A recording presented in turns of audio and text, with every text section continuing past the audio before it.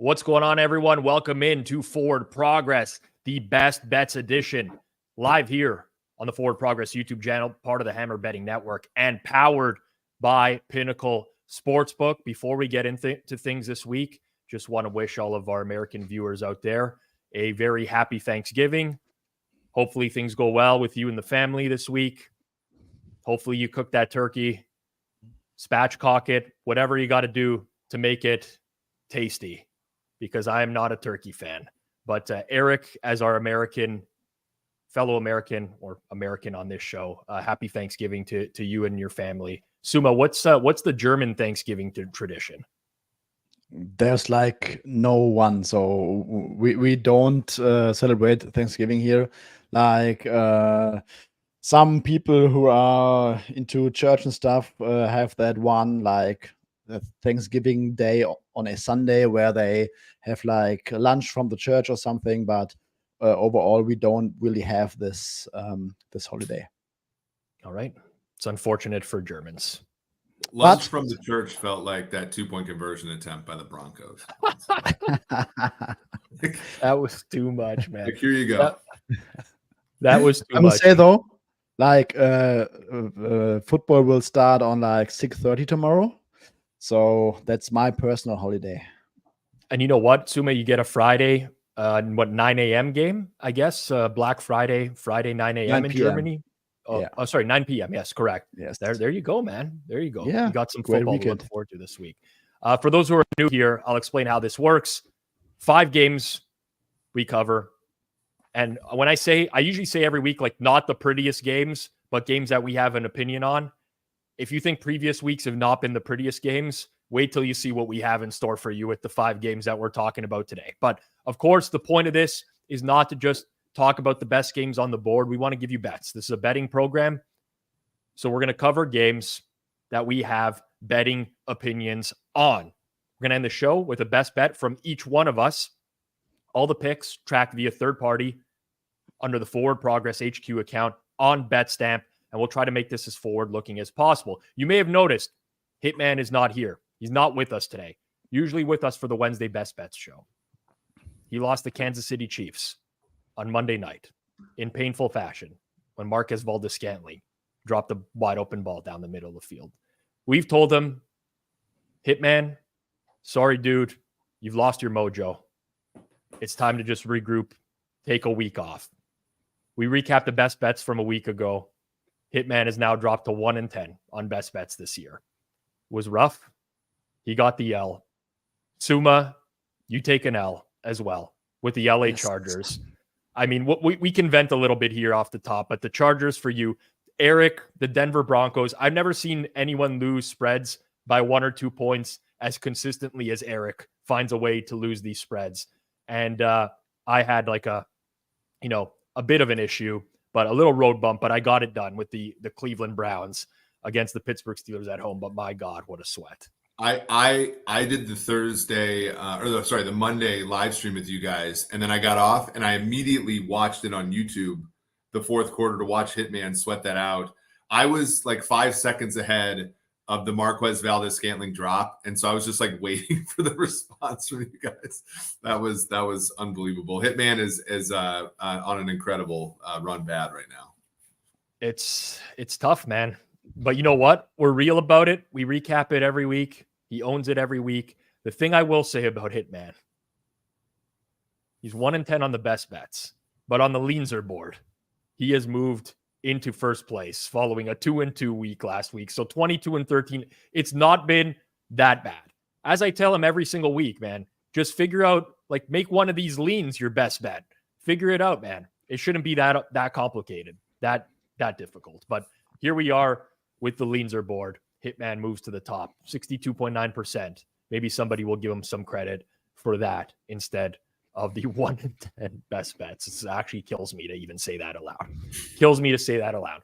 All right, guys, let's get into it. 5 games this week, starting with the Black Friday game.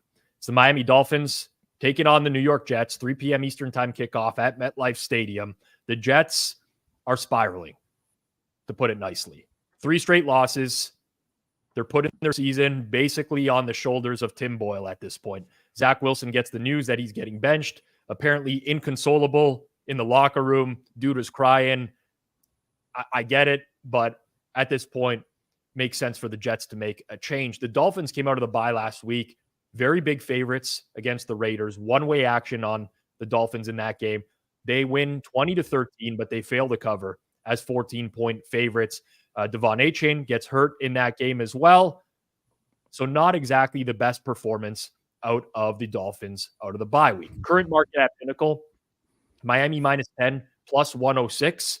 The total in the game, which there's been action both ways on, is sitting at 41, a key number as well. And Eric, I'll kick things off with you here. Tricky game. We have a relatively unknown commodity in Tim Boyle. Yeah, I'm always going to look towards the like Division 1 AA, Division 2 players like Tim Boyle for inspiration here. No, I mean, look, when you looked at the look-ahead line for this game, it was closer to a touchdown. What we saw from the Jets this week was bad, but there's still like underlying things like how good their defense is, how well they rush the passer, a top 5 unit in terms of PFF grades. Really good metrics as pass defense and run defense as well for that Jets team. Tim Boyle can't be worse than Zach Wilson. They have weapons like Garrett Wilson, for example. Breece Hall, I think will make some run here. And then to me, the other part is just Miami Dolphins when they can't rip off 50-yard runs as an offense. I don't know if they can necessarily win by margin, especially against a defense like the Jets, especially on the road. I don't know how we could watch both of last week's games and move this number like a field goal towards Miami, given how poorly Tua Tagovailoa played on Sunday. So I just think that's number too high. I think that you just like, I don't have a real like positive thing about the Jets other than their defense, but I just think at some point you have to draw a line in the sand here.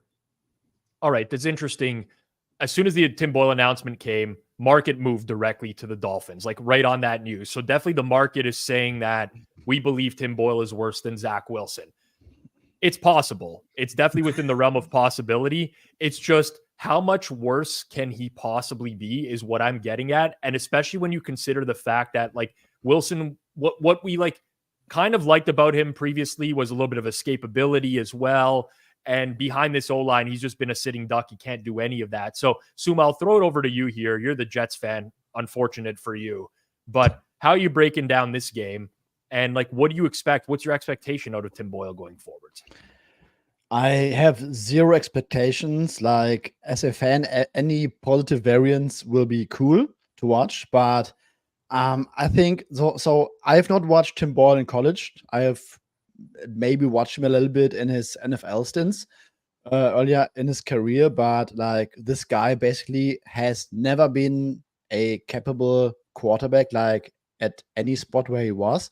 And with Zach Wilson, I think like the only thing Zach Wilson gave you were like a few scrambles every game, which averaged like 0.05 EPA per play, which was basically the best Jets offensive play all season. And this scrambling ability and just not scrambling for like first downs, but also scrambling to throw the ball away, because that's in the Jets case sometimes a positive play instead of taking a deeper sack. So if you take that ability away with a more like a pocket statue like Tim Boyle, I think there's actually the chance that the offense might be even worse. On the other side, there's the chance that Tim Boyle gets the ball out quickly, a few screens, drops it off to Breece Hall, but it still doesn't seem like a sustainable way to move this offense, especially behind an offensive line that's, I think, down 4 starters. Mekhi Becton, there was some optimism, but I think it's basically 50-50 at best right now that he will play this week. So the Dolphins defense getting better.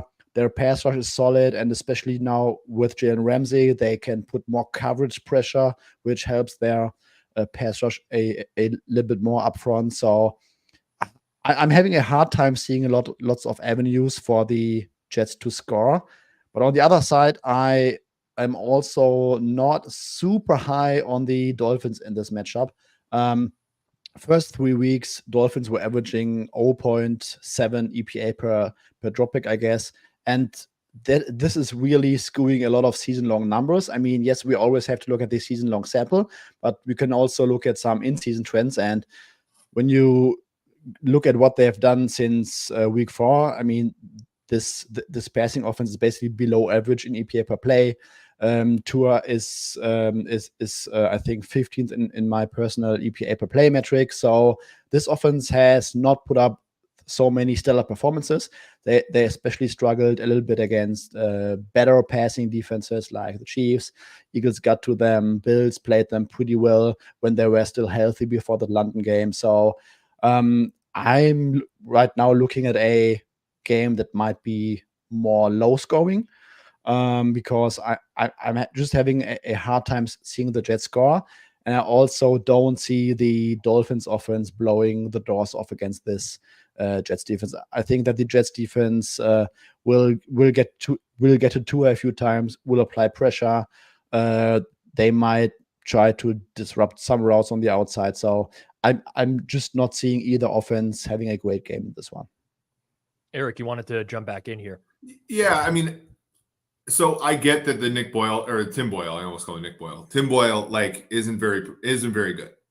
2 years ago, though, before the Jets actually drafted Zach Wilson, they had one quarterback on their roster, and his name was Mike White, and he had played at Western Kentucky, not Eastern Kentucky, and no one knew a thing about him.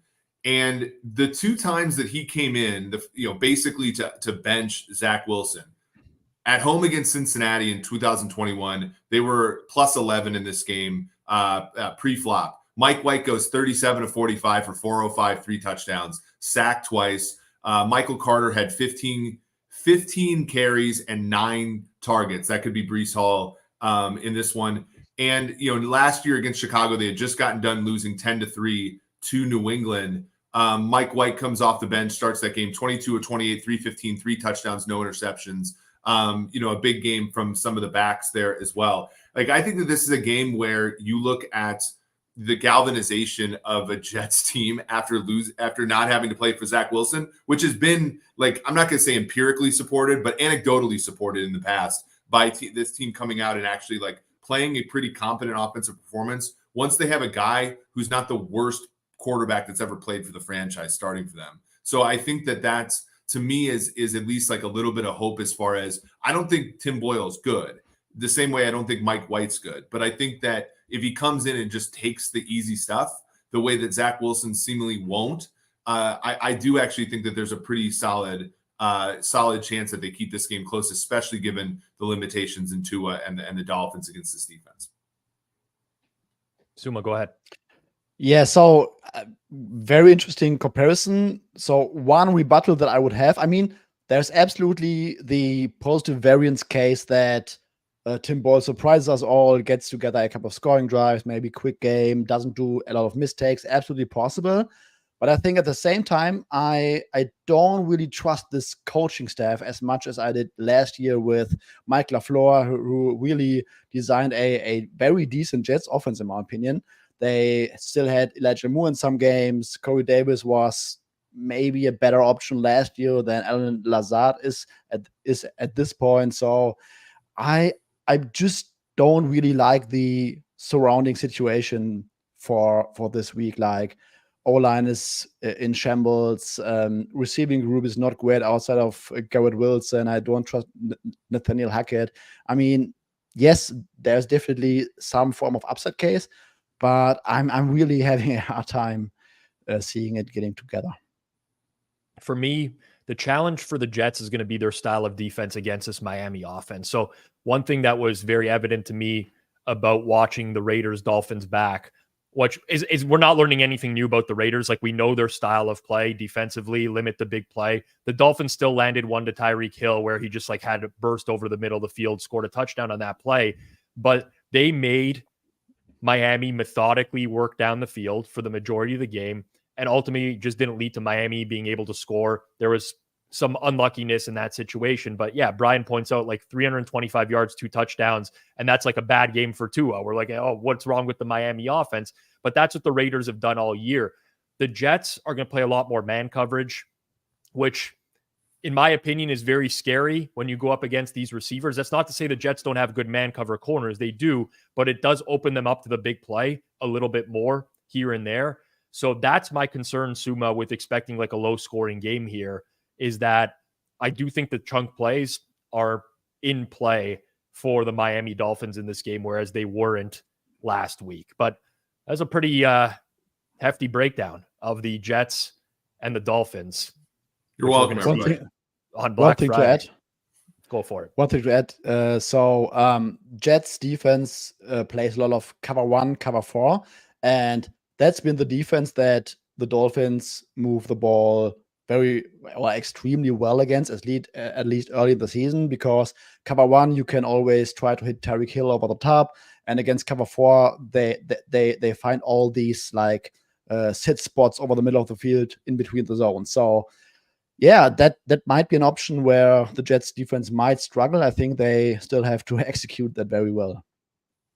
I'm not laying Miami here for like the reasons that Eric mentioned, where I think, yeah, it's obviously Boyle can be worse than Zach Wilson. I mean, he could be significantly worse. It's hard to imagine that for obvious reasons. We have like a large sample on Wilson struggling, but it feels like the market's kind of settled into a good spot here for me at the very least.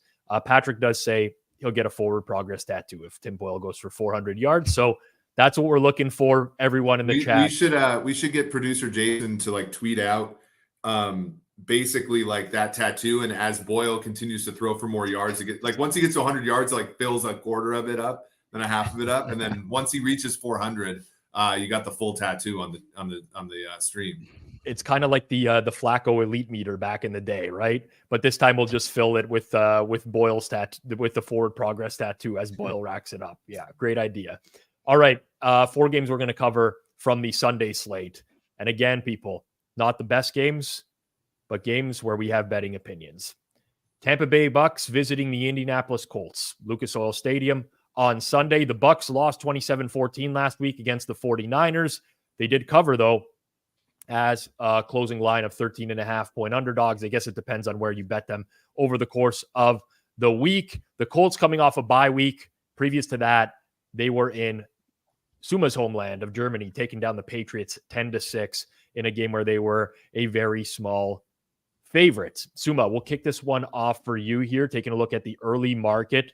Early market moved slightly towards the Indianapolis Colts this week, and a little bit of money on the over.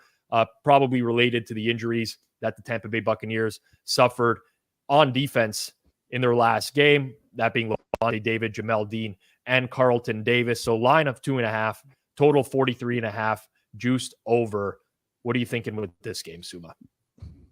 Yes, the cluster injury in the secondary is extremely scary. Ryan Neal was also out last week, so Jamel Dean is week to week. He will most likely not play, and Carlton Davis, hip injuries are always tricky for DBs because they have to turn suddenly. So I think it would also be a stretch to see him playing.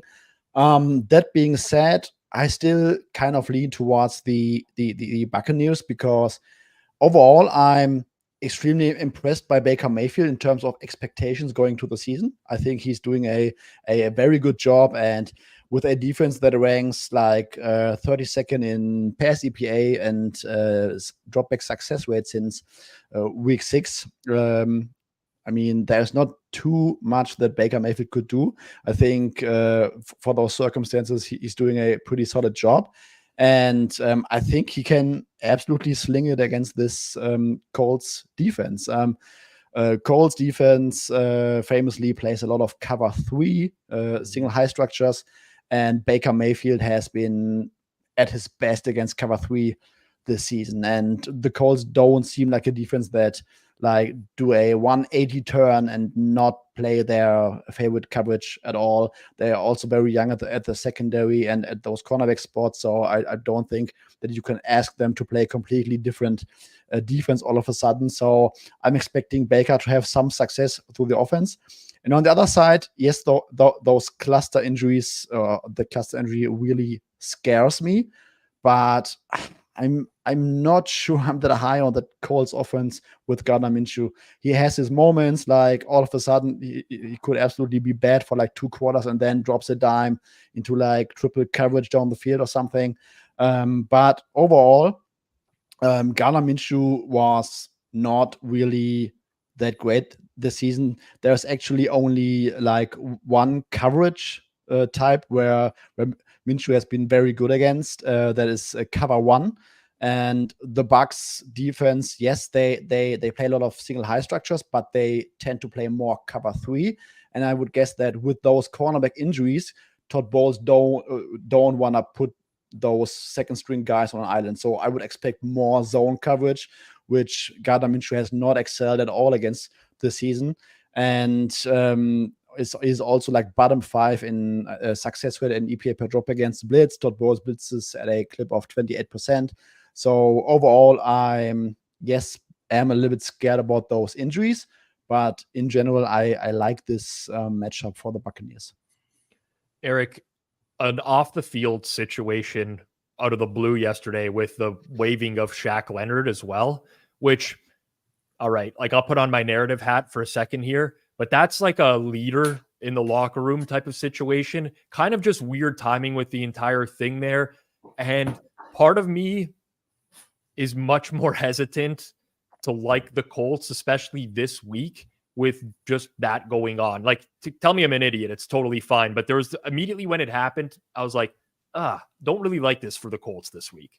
Well, and you also have Jim Irsay retweeting it and going, tough business. Like, that's not what a boss is supposed to do. So I think that it's going to be, I tend to agree with Suma. If I do make this game 2.5, but I'm thinking about, teasers and things like that. I do think Tampa Bay, the one thing that they've been forever and always, especially with Todd Bowles, is first in EPA allowed per run play. And so when you look at what the Colts have done to sort of stay afloat in the NFL for the last, 10 games is run the football effectively. And they're not going to get that against Tampa Bay. And so you're going to get, down in distances that are not of the Gardner Minshew variety with a wide receiving core that, after Michael Pittman, is not impressive. There's no guys that win on the outside, and the Bucs, to Suma's point, may just sort of neutralize Pittman in the passing game through zones and through stuff to sort of hide the corners individually. So I just think this is it is a bad matchup for the Colts, even though they are at home coming off of a bye. I do think Tampa Bay has some of the goods to make this thing work pretty well for them. Mayfield's been very good at some of the things, by the way, that he normally struggles at, namely avoiding sacks. And in most cases, last week, if you bet the under interception prop, I have to pray for you. But like, he's been mostly good at avoiding the interceptions too. Last week, the one came, kind of after the game was kind of, they were still in it, but it was kind of, a 2-score game at that point. So the matchup's nice for Tampa Bay here. Yeah, I'm hesitant with the injuries in the secondary. I'm not a huge fan of Tampa's secondary depth. They have Zion McCollum, D. Delaney, but ultimately, I think this makes for a good look towards the over. I mean, it's been bet up, so we have to take that into account as well. Remember, this opened at like 42.5. It takes steady one-way action towards the over here. But for the reasons that Suma mentioned, I do like the matchup for Baker Mayfield. I don't like the Colts secondary. They might get Juju Brents back this week, but either way, it's still a very, very poor secondary on paper, even getting back a starting corner. So I think this is conducive to points personally. If it were to go out further, which is extremely unlikely, I think Bucs 3 would be a buy point for me, even with the secondary injuries, but it is something of concern for me this week. I do want to remind everyone, we have tons of content here on Forward Progress every single week. We're live Monday to Friday, 2 p.m. Eastern time, with the exception of tomorrow, Thanksgiving Thursday in the United States. Instead, we're doing 9 a.m. Eastern time tomorrow morning. It's a Thanksgiving prop special. You see all the faces on the board there. Johnny from BetStamp, G-Stack, Cleve TA, Clive Bixby, Dr. Eric Eager, Suma, and our friend Joey Kanish making the crossover from Hit the Books to try to give us some losers here on Forward Progress tomorrow morning instead of running that Hit the Books record into the ground. 9 a.m. Eastern time. We're going for an hour. We'll go through the 3 games. Everyone's going to give their favorite bet on the board. So make sure you tune in for that. I know you're going to be cooking your turkeys, getting the fixins in, whatever. Just take some time away. Put the YouTube on in the background. Tell the wife to settle down. It's okay. Life's Hopefully, going to go Kiddush on. is not wearing that robe. Oh God, that would be a rough one. That would be a rough one. All right, guys. Speaking of rough ones, the rough week of breakdowns continues. NFC South matchup. Whenever you start with NFC South matchup, you already know it's going to be a tough one to get through. But it's the New Orleans Saints, Atlanta Falcons. Falcons, they come into this matchup off the bye week, previously having lost to the Arizona Cardinals. In that matchup, Taylor Heineke gets hurt. It's Desmond Ridder time again for the Atlanta Falcons. The Saints coming off a loss to the Minnesota Vikings. Jameis Winston got into that game. We still do not know the official status of Derek Carr. We're going to learn more. We record these on Wednesdays. We're doing this in real time. Things can change, but the market right now at Pinnacle, Falcons -1, -106. Total in the game, 42.5. Eric, let's go over to you for this one first. Some quarterback uncertainty again in this game with the Saints this week, but you still think that they are the side to look at in this game? Yeah, I mean, both of these teams are top 3 in terms of EPA allowed per rush. So I think it is going to come down to who's playing quarterback. And I think both quarterbacks for New Orleans are better than the quarterback that plays for Atlanta. This is also a weird one where both teams, so Saints and Falcons, have had the 2 easiest schedules up until this point per our ELO metric at Sommer. And then they both, Saints and Falcons, have the easiest schedule moving forward here. This is really, a game that is probably going to determine who wins this division. And it is tricky. Like, you look at the coaches, they're both bottom 5. You look at the run defenses, they're both top 5. So it is really going to boil down to, the Saints and who plays quarterback for them, how well he plays. And I think a wrinkle, and I know, somebody might roast me for this, but being without Michael Thomas, I feel like will open the game up for more Rashid Shaheed, who's actually their most efficient and best player. So I don't necessarily see that as bad as maybe some do. So I do like the Saints in this one. And I think, it all comes down to, I can expect the Saints coaching staff to act a certain way. I may not like it. I don't know how the Atlanta coaching staff is going to act. So any perceived advantages they'll have, I think that they'll run right into the ground. So I do lean Saints here. You say that, Eric, with the coaching staff for the Falcons, but we have to look on the other side as well. And that's the Saints coaching staff is, as you would say, a privilege. They're bad, but they're predictable, though. Okay. Like the Falcons find new and creative ways to screw the people that bet on them every single week. Whereas the Saints are pretty much, that's a fixed cost. That coaching staff is a fixed negative cost to that point spread every week. Whereas I feel like every time you draw the line for Atlanta and say, oh, it can't get that bad, or they're going to come out and run Bijan 40 times against the Saints defense and have you're going to be like, see, this is why it's never going to work, guys. And it's like, they're just going to find it. That coaching staff is going to find a new low every single week. Whereas I think that the lows by the coaching staff of the Saints are well-defined. They exist. They're big, but at least we know how to bound them. Fair enough. That's well said. That's well said. I can buy that. Suma, break it down for us. Obviously, quarterback situation in flux for the Saints. Any opinion on this one? Not really. Really hard for me to get any sort of opinion. I mean, in general, I agree that we'll likely get Derek Carr and some Taysom Hill run game sprinkled in. So I would have a higher baseline or / more trust in that against that Falcons defense that took a few hits up front in recent weeks.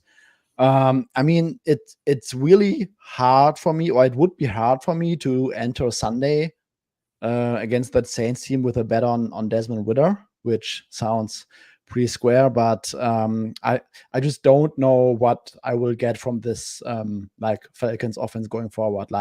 Will they use their playmakers inside the 10-yard line more? Ridder would be in for a few mistakes again. I just don't know what I get from the Falcons, and that I agree with Eric here. From the Saints, let's assume Derek Carr gets cleared. I mean, he's still only in the concussion protocol because they cannot clear him on an off weekend during the bye week. So let's assume he's going to play. they will sprinkle in some Taysom Hill runs, and that might be enough for the Falcons. So to your point, Eric, about the coaching staff, the Falcons run a lot of cover 6. I shouldn't say a lot, but relative to the rest of the league, they run a lot of cover 6, which is like a cover 2, cover 4 combo. Where you're typically weak in the cover 6 is these passes into the flat a lot of times because you have players dropping downfield.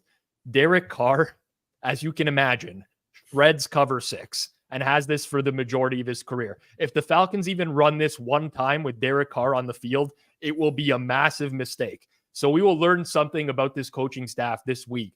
But that's one thing that the Falcons do on a weekly basis. They mix it in. And, you know, me and Suma have been talking about coverages that defenses play a lot. But if you look at coverages over the course of the year, there's very few defensive coordinators that actually mix things up. You tend to see the same things on a weekly basis. Okay, this team plays 40% cover 3 packages, 50%. They tend to repeat that over and over, regardless of the opponent. It's not a certainty. There are coaches that mix it up a little bit more, but the Falcons have done this a lot. I think that would be disastrous for them. So while I don't like Derek Carr, I do think that there is actually an opportunity for him to look good in this game. If he starts, I kind of like New Orleans.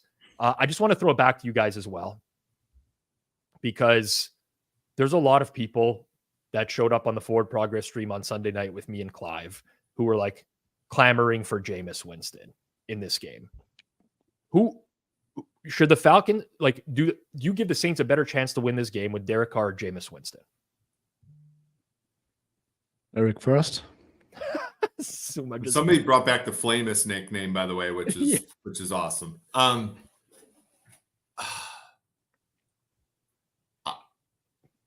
I think it depends on what the point spread is. Honestly, I think if the Saints are like over expectation, so again, I give the Saints a better chance to cover against a team that has a touchdown favorite against them with Jameis than I do Derek Carr.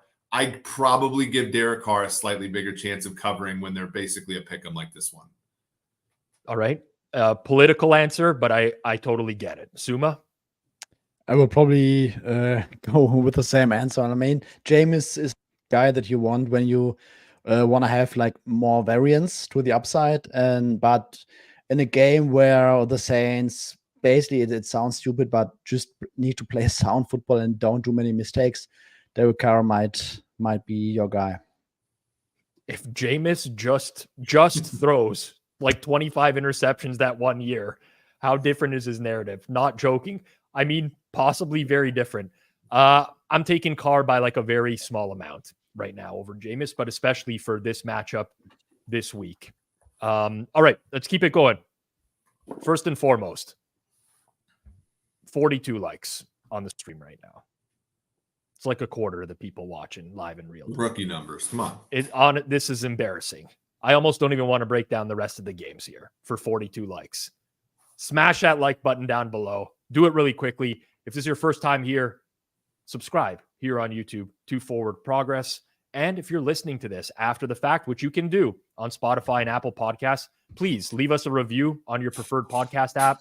It goes a long way. Unless you're going to leave a bad review, then just don't do that. You might as well not even review if that's the case. No bad reviews.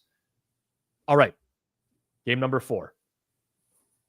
The New England Patriots taking on the New York Giants at MetLife Stadium. New England coming off the bye week. Last time they took the field was in the aforementioned game in Frankfurt, where they lost 10-6 to the Colts. They did not cover in that game.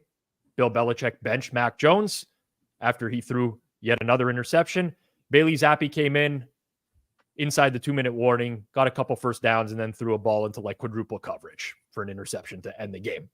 The Giants played the Commanders last week. They'd like to play the Commanders, I think, basically every week if they could, because that's 2 of their 3 wins this season. Tommy DeVito, first career victory as a starter, 3 touchdowns in the process. Saquon Barkley, 140 total yards and a couple touchdowns as well. We don't know who's quarterbacking New England this week. We know that Mac Jones thinks it's him. He believes that he's going to be the quarterback, but we do not know who the quarterback is for New England this week. Patriots -3, -112 at Pinnacle right now. Total in the game is 34. 34. Suma, more quarterback uncertainty, the theme of today's show. What do you make of this one between the Patriots and the Giants? Bill Belichick against Tommy DeVito is probably my headline for this game. Like, the Giants beat the Commanders last week with a 6-0 turnover advantage, with DeVito throwing a few big plays to like wide open receivers. I mean, that game felt like a super duper outlier for the Giants. And I mean, yes, beforehand DeVito had the Cowboys defense and the Jets defense. Okay, it's especially for a guy with a low prior, it's very hard to perform against these kind of defenses. But last week felt so unsustainable to me. I mean, Patriots defense, they had some issues against the pass, especially with all their injuries this year. I saw a tweet the other day. I think Matthew Judon still leads the Pats in sacks on the season, despite being out for like, I don't know, 7-8 weeks or something, or even more. So pretty interesting, and tells you enough about the state of the Patriots pass defense. But their run game and run defense has been solid. And I mean, if you take away any attempt of the Giants to run the ball and really let this Patriots defense feast on Tommy DeVito, I just don't see any chance for a repeat of last week's game. And I really expect the Patriots defense to put the clamps on the Giants offense. Then on the other side, Mac Jones said right now he's planning like he's going to be the starter. We don't really know yet, but I think if the Pats offense has like a semi-clean game where they can run the ball and don't do many mistakes, I think that should probably enough to beat this Tommy DeVito Giants team. So Eric, anything with the Patriots? Pats -3. Yes. Sorry to cut you off here, Suma. Eric, any? So, go ahead. We've got a slight delay, I think, between us. Eric, anything between the Giants and the Patriots here that might be catching your eye this week? Not really. I mean, I think I make it 3.5, so I'm like kind of right on. I think if it gets down to 3, it's hard for me to lay with the Patriots though, just because I don't think they can extend. The joke, of course, is that Mac Jones thinking he is going to start and then him not starting. Obviously, in line with his decision making so far this year. But I think if anything, you have to look towards the total here. It's quite low. But at 34, I think you're getting -111. I think you're getting a pretty good price on under. I just Bill Belichick will do a good job on Tommy DeVito. That is the one thing he's still good at. I just don't see the Patriots being able to move it much against a Giants team where, like, for example, Kayvon Thibodeau is one of the league leaders in sacks right now, and really coming on. That's been one thing. Mac Jones has just simply not been good with pressure this year, and so I see this thing being very condensed, being very low scoring, and honestly, I don't really want to watch a second of it. I completely agree with you in terms of not wanting to watch a second of it. I do want to bet the Patriots in this game. I think the Giants, whatever that mirage was last week, where by the way, they finished with a +6 turnover margin and the game still came down to the wire. Like, that's what we're talking about here with the New York Football Giants. So maybe a little bit more on this one later on, but even with the quarterback uncertainty for New England, I think that, God, man, this Giants team, I'd love to fade them. Before we get into our final game here, which we will hear very shortly, I just want to remind everyone, for every game that we talk about, you always see the odds at the bottom of the screen. Those odds that are going at the bottom of the screen are courtesy of Pinnacle Sportsbook. And what you might often notice is that, hey, these look like some pretty good odds. If I want to bet one of the sides, if I want to bet one of the totals, probably better than whatever other sportsbook you're betting at right now. Pinnacle prides themselves on low margins and everyday competitive odds. They've been in business for 25 years. I've used them for a very long time. Cannot recommend them enough. So bet smart, bet Pinnacle, your trusted sportsbook the past 25 years. If you do sign up in Canada, please use code HAMMER, HAMMER. It does go a long way in supporting us here at Forward Progress. And one more thing, guys, 26 more likes to get us to 100. Let's get there before we get into the best bet. Smash that like button down below. Game number 5, Cleveland Browns and Denver Broncos taking on each other at Mile High. The Browns last week, big blow off the field with Deshaun Watson, broken bone in his throwing shoulder, out for the season. Dorian Thompson-Robinson named the starter. He wins 13-10 against the Steelers on the last-second field goal. The Browns defense was very good. Again, gave up 249 total yards. Basically, just a big run to Jaylen Warren in the third quarter. Aside from that, played a very strong game. The Broncos, 21-20 win over the Vikings on Sunday Night Football. Unfortunately for Eric, they could not convert the 2-point conversion. Don't even know what that play was that they ran for the 2-point conversion, but they don't care about covering people. They just care about the win, which they got done. Eric, market right now, Broncos -1, -117. Total 34.5.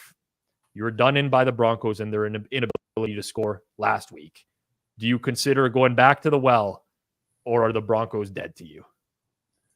They are dead. I like Cleveland. I just want to make Cleveland a slight favorite, even with the Dorian Thompson-Robinson, Barry Horse's like favorite quarterback starting for Cleveland. I can't get over the fact that people are like issuing Russell Wilson apology letters when you've looked at like the last bunch of games. Last week's game against the Vikings was the first time he's averaged more than 7 yards a pass attempt since week 4. You're talking about a guy who's thrown for 259 last week, 193, 114, 194, 95, and 196. He hasn't thrown the interceptions. He hasn't fumbled or anything like that, but he's really not actually been that good. And he hasn't been taking advantage of the turnovers. Denver is a top 10 team in terms of turnover EPA delta, right? So what they give up versus what they get. A top 10 team. I wrote about it at sumersports.com this week how if you want to look at those two, like penalties and turnovers, penalties are more stable, turnovers are not. They're random. And so look, Dorian Thompson-Robinson could give the ball away a lot this weekend. I think part of my thesis is that it doesn't even matter. Denver will just turn it into field goals. And I do think that Cleveland at least has enough good defense, enough turnover potential themselves, and a good enough supporting cast around DTR with Amari Cooper and Njoku and those guys to really actually be able to be favored in this game, frankly. And I just see this whole Russell Wilson thing as something I want to fade completely. Yeah, the thing I've noticed with Russell Wilson is that his passing game is kind of an extension of their running game. And what I mean by that is that like he gets the ball out of his hands very quickly. They run a lot of screen passes to receivers, like really quick underneath stuff that's going to pick up 4 or 5 yards at a time, makes him look very efficient. He can make those throws, but really they've been unable to stretch the field, Suma. And now they get this Browns defense, which obviously plays a lot of man, puts a lot of, pressure on the opposing quarterback. There's a reason the game total is 34.5. And which of these offenses is more likely to succeed in this game? Yeah, that Broncos offense is basically like some dump off on first down, like Jamonte Williams into this flat or something. And then it's basically, let's pray we can somehow survive second and third down, and maybe we get to the 20-yard line, maybe we can get a field goal. So against the Bills, they had like many short fields, only field goals. Against the Vikings, they got a few turnovers, didn't really threaten the needle in terms of scoring touchdowns. So that offense, since or over the run, has been very underwhelming. I agree with Eric. But their defense is completely living off those turnovers. They have I think, plus 11 turnover advantage over the last 4 weeks. And the way they are playing, it does not seem very sustainable. And I think the Broncos offense will struggle mightily with the Browns defense. And what the Vikings done was they ran the ball all day on that Broncos defense. Denver still cannot stop the one. They couldn't stop the one against Buffalo either. They couldn't stop the one against the Vikings, who are not really a juggernaut when it comes to running the football. And I think Kevin Stefanski will do exactly this: ground and pound all day. Screens. I think David Njoku might be a decent factor here on like short throws over the middle of the field, on tight end screens and stuff. And I think that, yes, like Eric said, DTR could have like 3 turnovers, sure. And the Broncos offense are really playing it very safely right now. But I still think that the Browns have a lot more potential in this one. And if Stefanski comes up with a game plan that limits DTR's exposure and they run the ball well, and I think that their defense and their run game should basically be enough to make this a very competitive and maybe a small advantage for them in a low scoring game. I'm a little bit concerned about DTR in a road start. Obviously, last week against Pittsburgh, he really did not have to do much. They sat on a 10-0 lead for a lot of that game. And then obviously they had the final drive to get into field goal range, which was great. But for the most part, didn't have to do a whole lot. I'd like to get your guys' thoughts on one thing really quickly, because I just pulled it up. Cleveland, as we know, plays a heavy dose of man coverage. 44% of the time they play man. That's number 1 in the league. Most teams have switched to heavy zone. And like Cleveland still plays more zone than man, but they mix in a lot of man. Russell Wilson's EPA per play against man coverage this year is 0.54. It's 8th in the league. It is substantially better than zone. This is counterintuitive to what I would have thought personally. Are the Broncos receivers beating man coverage regularly? Is it because they've turned screen plays into bigger stuff? Like this, Eric, this is counterintuitive to what I would have thought.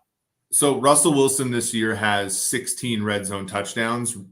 I think man coverage, I think you're looking at like just like a data thing where they have 1 rushing touchdown all year, Denver. They have 16 passing touchdowns. When you look at the EPA for Denver throwing in the red zone, I did an interview with the Denver Post, so I have this all on top of my head.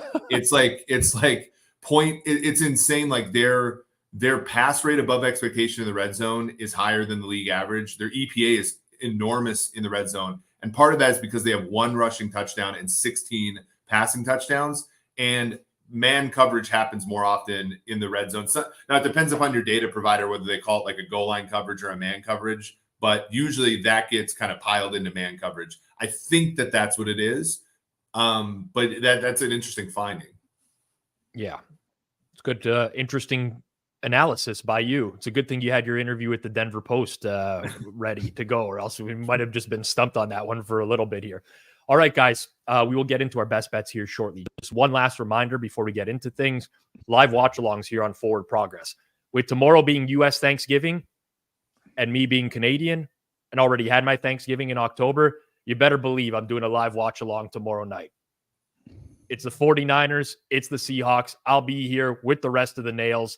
Join me if you can. If you're doing a Thanksgiving dinner with the family, I don't blame you if you can't turn it on, or you don't want those comments that we're going to talk about on the stream to be made in front of the entirety of your family. Sometimes it does get out of hand. I completely get it. But if you're available, join me for that stream. And then obviously Monday Night Football, per usual, next week. It's the Bears. It's the Vikings. I'm kind of interested in the game now all of a sudden because the Bears are playing better and the Vikings are playing better as well. So join me for both of those. We're going to get into the best bets. As is tradition here, we go with the winners first. And seeing as how I was the only one who won last week, I'm going to get things started. I alluded to it a little bit earlier. There's a couple games that it came down to here. One steamed about an hour before I came on air. So we're going to go with the New England Patriots laying 3. It just ticked a little bit at Pinnacle to -113. Cutoff price is -3, -123. There's a hell of a lot of uncertainty in this game. It's very difficult to fully accurately price, but I do believe that there's a lot of matchups that work in the New England Patriots' favor here. Now, I say that not knowing who the quarterback is, and obviously there could be substantial differences between Mac Jones, Bailey Zappi, and Will Grier, but ultimately the Patriots were beat up a lot prior to their bye week. Devontae Parker being out hurt them a lot because Kendrick Bourne is on IR and they really didn't have another receiving threat. Trent Brown being out hurt them a lot. Jawan Bentley, the possibility of positive regression due to injuries is big for the New England Patriots, but ultimately I'm just not buying in to the Giants being a good team. Offensive line is certainly better with Andrew Thomas back in the mix there, but injuries on defense, Bobby Okereke, Adoree Jackson, Dexter Lawrence is banged up, and I just don't think very highly of the Giants with Tommy DeVito, who I'm not ready to proclaim is now all of a sudden this good quarterback after one performance against the Washington Commanders defense that I think is deplorable. It's painful, extremely painful. It really hurt me to get those words out of my mouth. But the New England Patriots -3, -113. Best bet for me this week on Forward Progress Best Bets. Now, guys, ordinarily, I would go to one of you two next. Both of you lost last week. We're going to mix it up with some fresh blood this week. And the reason I'm going to do this is because Hitman has one win on the year. And we want to give producer Jason the opportunity to match Hitman's best bets. One win. Producer Jason, you have your opportunity. G-Stack George had his opportunity. He blew it. 0-1. Seahawks got destroyed by the Baltimore Ravens in that game. Hitman has had 11 weeks. He's managed one win. You got your opportunity now. It's your time to shine. What are we doing for your best bet this week? All right. Hopefully I don't fall flat on my face like I did for the trivia contest. But for my best bet of the week, I am going to go. You can see the Colts jersey here. I'm going to go Colts Bucks over 43.5 -160. And I'm going to be honest, I don't know what this is good to, right? I'm not going to claim I'm sharp. I'm pretty square. So tail this at your own discretion here. But just looking at both teams, I think both teams are pretty good. Offensively, they can move the ball downfield. The Colts, Jonathan Taylor, to me, has looked progressively better each week. Fresh off the bye, should be looking healthy here. And on top of that, I believe in Shane Steichen as a play caller. I think he can do good things with Gardner Minshew against this Bucks D. And then on the other side of the ball, Bucks are a sneaky good pass offense, top 10 in EPA per drop back, and have been throwing the ball the past couple of weeks on those early downs, which we've kind of been asking for over the past, feels like, couple of years. Now, on top of all that, we talked about the cluster injuries for the Bucks cornerbacks here. A couple losses, Lavonte Davis, Carlton Davis, and then Jamel Dean as well. Got hurt last game. Shaq Leonard cut for the Colts, excuse me. So I'm going to go with the Bucks Colts over 43.5. I trust these offenses here. So tail this at your own discretion. Bucks Colts over 43.5.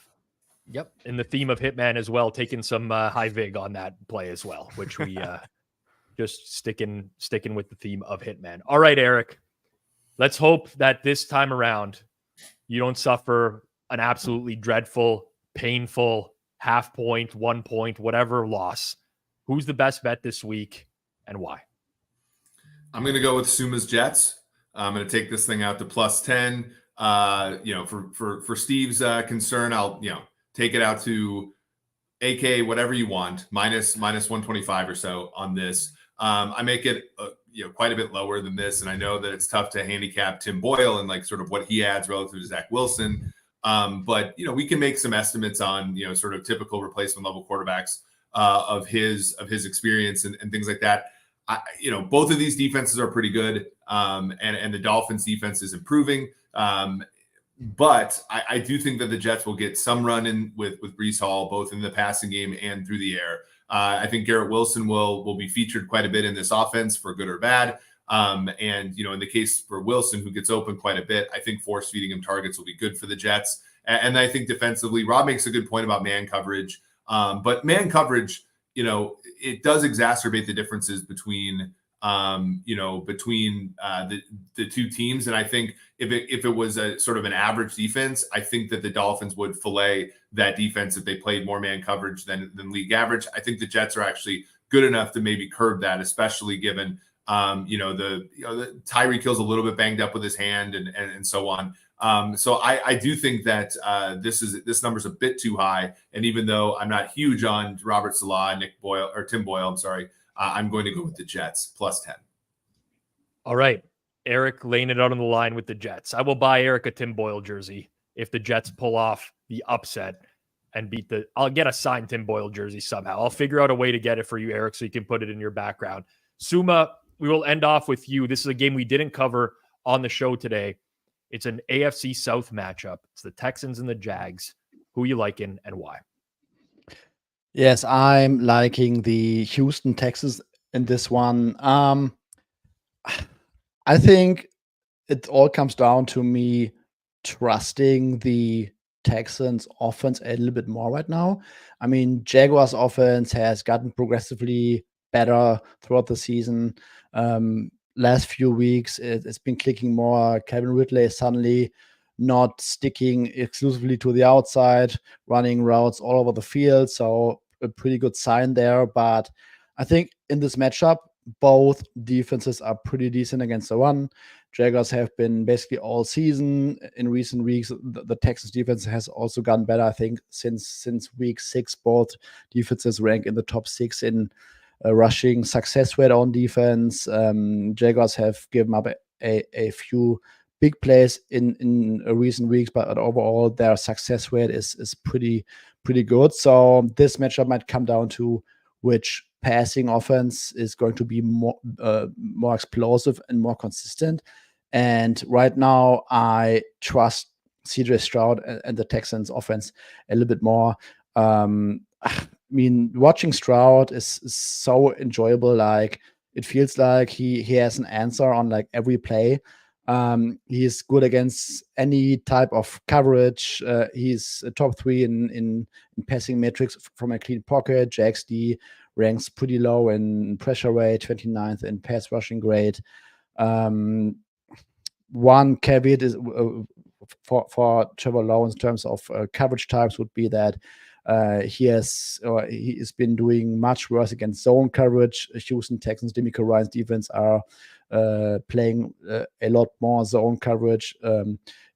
In general, Lawrence was also not great against cover 3, cover 4 types of defenses this season, which the Houston Texans defense plays at a combined 50% clip on the season and also in recent weeks.